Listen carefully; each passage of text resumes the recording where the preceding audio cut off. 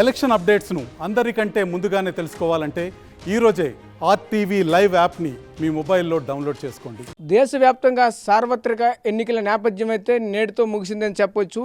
ఈరోజు సాయంత్రం 6:30 గంటలకు దేశంలో ఉన్నటువంటి అన్ని సర్వే పోల్స్ కూడా ఎగ్జిట్ పోల్స్ రిలీజ్ చేసిన పరిస్థితి కనిపిస్తుంది. అయితే ఈ నేపథ్యంలో చూసుకుంటే విజయనగరం జిల్లాకు సంబంధించినటువంటి నాయకులు అయితే మనతో పాటు ఉన్నారు. బీసెట్ బాబ్జీ అయితే మనతో పాటు ఉన్నారు. సార్ చెప్పండి సార్, రాష్ట్ర వ్యాప్తంగా అయితే మాత్రం ఎప్పటికే ఎగ్జిట్ పోల్స్ అయితే రిలీజ్ అయిన పరిస్థితి కనిపిస్తుంది. ఈ యొక్క నేపథ్యంలో చూసుకుంటే ఏ పార్టీలకి ఎన్ని సీట్లు వచ్చే అవకాశం ఉంటుంది ఏంటి? అంటే ఓవరాల్గా అందరం చాలా ఉత్కంఠంగా చూసాము ఎగ్జిట్ పోల్స్ ఏం చెప్తాయని.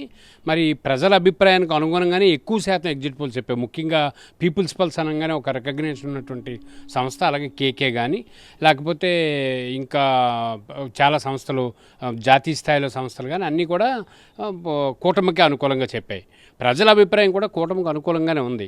ఇక 1-2 సంస్థలు ఏమని వైఎస్ఆర్సీపీకి అనుకూలంగా చెప్పాయి. సరే, ఎవరేమి చెప్పినప్పటికీ కూడా మెజారిటీ సంస్థలు అంటే ఇప్పుడు మేము జనం మధ్యకి వెళ్ళాక ఎన్నికలు అయిపోయిన తర్వాత ఏమడుగుతున్నాం, మీరు ఎవరికి ఓటేశారని అడిగితే 10 మందిని అడిగితే 8 మంది చెప్తున్నారు కూటమికి ఓటేసామని. ఇప్పుడు ఈరోజు సర్వేలు కూడా 10 సంస్థలు తీసుకుంటే 7-8 సంస్థలు కూటమికే చెప్తున్నాయి. అలాగే జాతీయ స్థాయిలో ఉన్నటువంటి గొప్ప సంస్థలు కానీ లేకపోతే రాష్ట్ర స్థాయి నుంచి కానీ ఉన్నటువంటి ఏవైనా సరే పీపుల్స్ మీడియాతో పీపుల్స్ పల్స్ దగ్గర నుంచి మనం ప్రారంభించుకుంటే అద్భుతమైనటువంటి సర్వేలే, అంటే వాస్తవాలకు దగ్గరగానే ఉన్నాయి. అలాగే కేకే తీసుకున్నా సరే అలాగే ఉంది. ఇక 2 మనకి ఆర్ఆర్ కానీ ఆర్కేఆర్ తీసుకుంటే అది కూడా అటు ఇటుగా అంటే దగ్గర 95-75 అలాగా తీసుకున్నటువంటి పరిస్థితి కనిపిస్తుంది. ఒకటి మాత్రం వాస్తవం, ఇంకా ప్రజలు పల్స్ పూర్తిగా పట్టుకోవడంలో కొన్ని సంస్థలు విఫలమయ్యాయని అనుకుంటున్నాను. ఎందుకంటే నేను కొన్ని స్క్రోలింగ్స్ చూస్తున్నాను. అది పురుషులంతా పలానా వాళ్ళకి మద్దతు ఇచ్చారు, మహిళలంతా ఇలా మద్దతు ఇచ్చారు, అదేం కాదు. వాస్తవానికి యాంటీ ఇన్కంబెన్సీ ఈ రాష్ట్రంలో ఉంది. అది పెద్ద ఎత్తున ఉంది. అది ముఖ్యమంత్రికి వ్యతిరేకంగా ఉంది.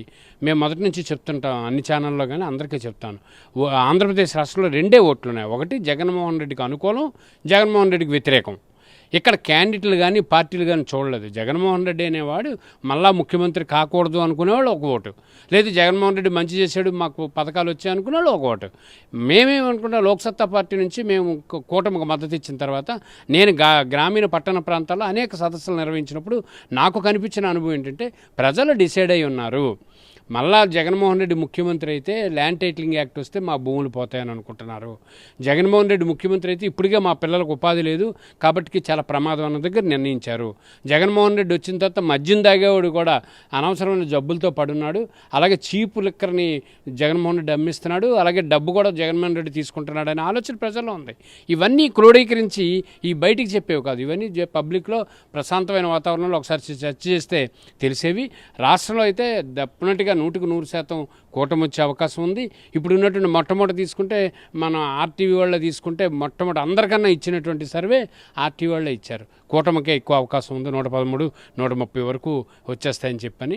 కాబట్టి ఇప్పుడున్నటువంటి సర్వేల్లో మనం చూసుకుంటే మెజారిటీ శాతం కూటమికి అనుకూలంగా ఉంది. ప్రజలు కూడా కూటమికి అనుకూలంగా ఉంటారని లోక్సత్తా పార్టీ రాష్ట్ర అధ్యక్షుడిగా నేను భావిస్తున్నాను. అంటే ఈరోజు చూసుకుంటే ఎన్ని పోల్స్ అయితే మాత్రం అయితే ఎగ్జిట్ పోల్స్ అయితే ముందు చెప్తున్న పరిస్థితి కనిపిస్తుంది. వీళ్ళంతా కూడా గ్రౌండ్ లెవెల్లో అంతగా వెళ్ళి ఎవరు దాన్ని పరిగణలో తీసుకోలేదంటారా? అంటే గ్రౌండ్ లెవెల్లో ప్రజలు ఏమనుకుంటారు, కొంతమంది చెప్పరు, కొంతమంది చెబుతారు. ఎన్నికలు అయిపోయిన తర్వాత ఓటింగ్ సరళపైన ప్రజలు నోరిపిన విధానం వేరు. ఎన్నికల ముందు అయితే ప్రజలు చాలా స్తబ్దతగా ఉన్నారు. అందుకని ఏ పార్టీకి చెప్పలేదు. ఎందుకంటే వాలంటీర్ల ప్రభావం ఉంది. అనవసరంగా ఏ గవర్నమెంట్ వస్తుందో మనకెందుకు లేనిపోయిన తలనొప్పి, ఒకవేళ గవర్నమెంట్ కానీ మళ్ళీ యాసిడ్గా వస్తే స్కీములు పోతాయేమని భయపడ్డారు. మేమే చాలా ఫిర్యాదులు చేశాను ఎలక్షన్ కమిషనర్కి. గ్రామీణ పట్టణ ప్రాంతాలు అంటే ముఖ్యంగా పట్టణ ప్రాంతాల మున్సిపాలిటీల్లో కానీ కార్పొరేషన్లో కానీ ఆర్పీలు కానీ సిఎల్ఆర్పీలు కానీ ప్రభావితం చేశారు. ప్రజల దగ్గరికి ఓట్లు పట్టుకొని వెళ్ళి ఎమ్మెల్యేలు చెప్పినట్టు చేశారు. దాని మీద నేనే కంప్లైంట్ చేశాను. కాబట్టి ప్రజలు ఎన్నికయిన తర్వాత బయటపడ్డారు.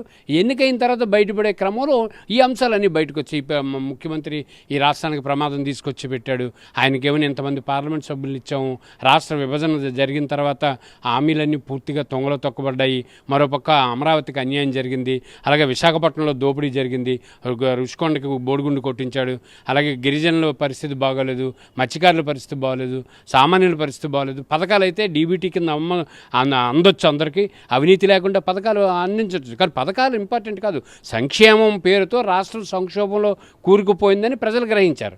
మనమేమంటున్నాం, సంక్షేమానికి వ్యతిరేకం కాదు, సంపదను సృష్టించి సంక్షేమం కావాలి. ఒక తండ్రికి 5 పిల్లలుంటే ఆ 5 పిల్లలకి పెడుతున్న పెట్టినటువంటి ఖర్చు ఆ తండ్రికి ఇన్కమ్ సోర్సెస్ ఎట్లా, లేకపోతే ఆ తండ్రి చచ్చిపోతే పిల్లల పరిస్థితి ఏంటి, లేకపోతే తండ్రి అప్పుల పాలైపోతే పిల్లల పరిస్థితి ఏంటి, ఇది సామాన్యంగా ఒక కుటుంబం వేసుకునే లెక్క. ఈ రాష్ట్ర భవిష్యత్తు కోసం ముఖ్యమంత్రి జగన్మోహన్ రెడ్డి అనేక పథకాలు ఇచ్చి డబ్బులు విపరీతంగా ప్రతి ఇంటికి పంపించి ఏదో స్కీమ్ తోటి మీరు ఓటేయండి అంటే మరి సంక్షేమంతో పేరు చెప్తే సంక్షోభమే కదా. సంపద సృష్టి ఎలాగా, పరిశ్రమలు లేవు, ఉన్న పరిశ్రమలు తిరగవు, ఉన్న పరిశ్రమలు కొత్త పరిశ్రమలు రావు, పరిశ్రమల కోసం ముఖ్యమంత్రి మాట్లాడరు, అలాగే మంత్రులు మాట్లాడరు. అన్నిటికన్నా ఆయన ముఖ్యమంత్రిలా కాకుండా ఒక చక్రవర్తిలాగా ఆయన నిర్ణయాధికారులు. ఉదాహరణకి 3 ప్రాంతాల్లో 3 రెడ్లు, ఉత్తరాంధ్రలో బీసీ సామాజిక వర్గాలు ఎక్కువ, ఇక్కడ బొత్స సత్యబాబు, ధర్మాన ప్రసాద్, లేకపోతే XYZ ఇక్కడ నేతలు ఉన్నారు, వీళ్ళ మీద ఏమని ఒక రెడ్డి గారు పెత్తనం. ఈ మంత్రులకు అసలు మాట్లాడడానికి అవకాశం లేదు. ఆయన ఎవరో చెప్తే మాట్లాడాలి, ఆయన ఆదేశాలు ఇస్తేనే వీళ్ళు నవ్వాలి, ఆయన ఆదేశాలు ఇస్తేనే ఈయన భోంచేయాలి. ఇది ప్రజలు సహించరు, ఈ రకమైన రాజకీయాలు. చక్రవర్తుల పరిపాలన కాదు కదా, ఇది ప్రజాస్వామ్య వ్యవస్థ. పెద్దలు రాజశేఖర రెడ్డి గారు కానీ, ఎన్టీ రామారావు గారు కానీ, చంద్రబాబు నాయుడు గారు కానీ ఎవరైనా ప్రజలందరినీ కలుపుకొరతనంగా వెళ్ళారు. ముఖ్యమంత్రి 5 సంవత్సరాల 50 సార్లు కేవలం సచివాలయంకి వెళ్ళడం ఏంటి అంటే ముఖ్యమంత్రి ఏం చేసినట్టు? ఆయన ఇంట్లో కూర్చొని మీటింగులు పెట్టుకుంటాడా? ఇది కాదు కదా. ప్రజాస్వామ్య వ్యవస్థ అంటే సెక్రటరియట్లో ముఖ్యమంత్రి దొరుకుతాడు. ఏ మంత్రి సెక్రటరియట్లో ఉన్నాడు, ఏ సచివాలయంలో ఉన్నాడు, ఏ మంత్రికి ముఖ్యమంత్రి చెప్పి ఒక రివ్యూ సమావేశం పెట్టాడు? ఆశ్చర్యకరమైన అంశం ఏంటంటే మంత్రులకు తెలియకుండా ముఖ్యమంత్రి సంబంధిత శాఖలు రివ్యూలు పెట్టారు. అట్లాగే ఏదైనా ఒక సంక్షేమ పథకం ఉంటే ఆ సంబంధిత శాఖ మంత్రి పేరే తప్ప ఫోటో వేయనివ్వలేదు. ముఖ్యమంత్రి హెలికాప్టర్లో ప్రయాణం చేస్తే కింద చెట్లు కొట్టడం ఏంటి? ముఖ్యమంత్రి హెలికాప్టర్ వెళ్తుంటే కింద ట్రాఫిక్ ఆపిడు. ఇదంతా జనం పిచ్చోళ్ళు కాదు కదా, జనం అంతా గమనిస్తారు కదా. ఇప్పుడు మనం చూడలేదు ఇటువంటి పరిస్థితులు. ఇవన్నీ తమిళనాడులో జయలలిత లాంటి చేసిన పనులే తప్ప ఆంధ్రప్రదేశ్ రాష్ట్ర రాజకీయాల్లో ఇవి సాధ్యం కావు. 100% ఇప్పుడు చెప్పినటువంటి ఎగ్జిట్ పోల్స్లో అన్నింటి జాతీయ స్థాయి ఎగ్జిట్ పోల్స్ కానీ లేకపోతే రాష్ట్ర స్థాయిలో పనిచేసినవి కానీ అన్నీ కూడా కూటమిగా చెప్పే, కూటమికి ఏవైతే ఎగ్జిట్ పోల్స్ చెప్పారో అదే అనుకూలిస్తుంది నా అభిప్రాయం. Okay, right. ఇది పరిస్థితి. కేవలంగా అయితే మాత్రం ఈరోజు ఎగ్జిట్ పోల్స్ అన్నీ కూడా ఖచ్చితంగా కూటమిగా చెప్తున్న పరిస్థితి కనిపిస్తుంది.